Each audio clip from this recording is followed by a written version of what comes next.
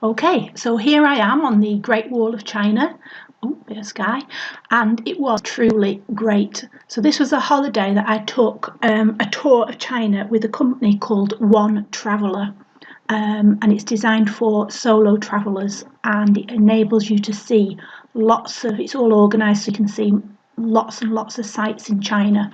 I'll just give you a quick overview of all of the sites that I managed to see. So this one was amazing. The Great Wall of China is truly great.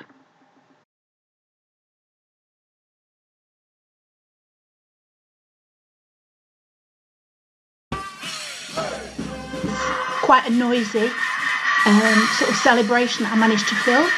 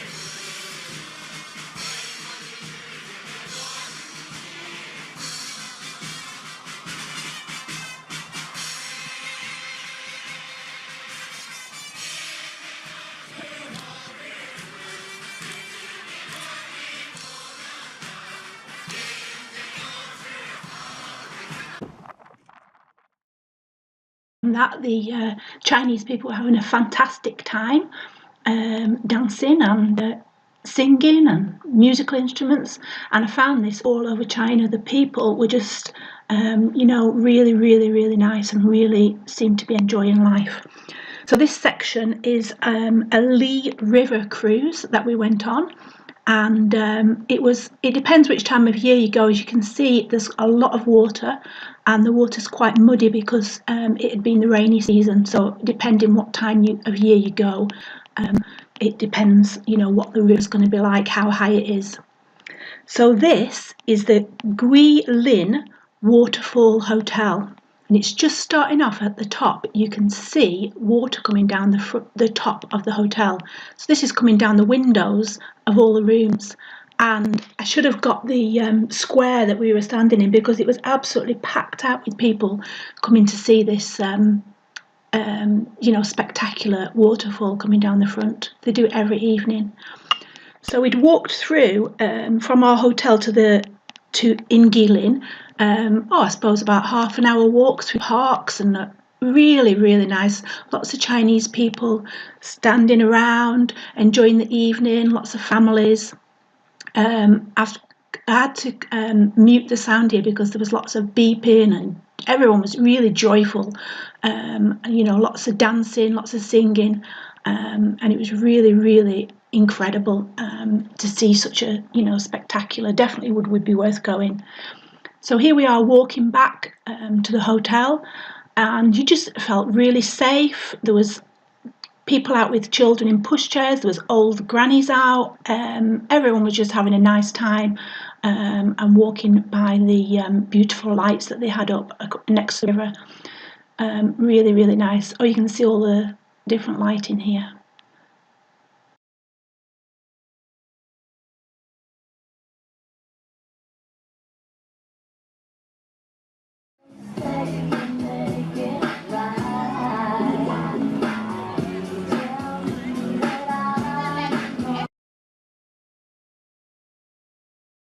that last little bit you just saw was Chinese people just doing dancing. There was a lot of people doing rock and roll dancing, different types of dancing, little groups meeting in the park and getting together to dance or do Tai Chi or just chat. Really, really nice atmosphere. So this sort of lake river had all loads of lights, and you could just walk across the bridges. You can see there a couple of little children. Now this is when we go to the panda sanctuary, and I don't know, pandas, they don't eat anything except bamboo, so they're really fussy eaters. And you can see this guy here, he's actually, most of it he's spitting out. Most of it he doesn't want. He's just chucking it on the floor. Well, I don't know, I think maybe he needs to start eating something else apart from bamboo. Try raspberry, they're nice. But anyway, they don't do. They'll just eat bamboo. So, they're also really big. I didn't realise how big they were. Like adult ones are so big, and they do smell a bit. And can you see this guy is not really like white, he's kind of grubby, a grubby guy. So they had like lovely surroundings and little places for them to climb on and go under here. However, a lot of the pandas were panting. They seemed to be too hot. Now, they do have apparently air-conditioned like little rooms that they can go into, but they can't go in them whenever they like, so they must come out, obviously, for the tourists to see them. And where the panda sanctuary is placed, it's at a low altitude, so it's a lot hotter. So naturally, the pandas would actually live at a much higher altitude and be much colder. Oh, so here's a little incubator with a baby panda in it. I can't remember how old this one was, a few weeks, I think maybe 6 weeks old.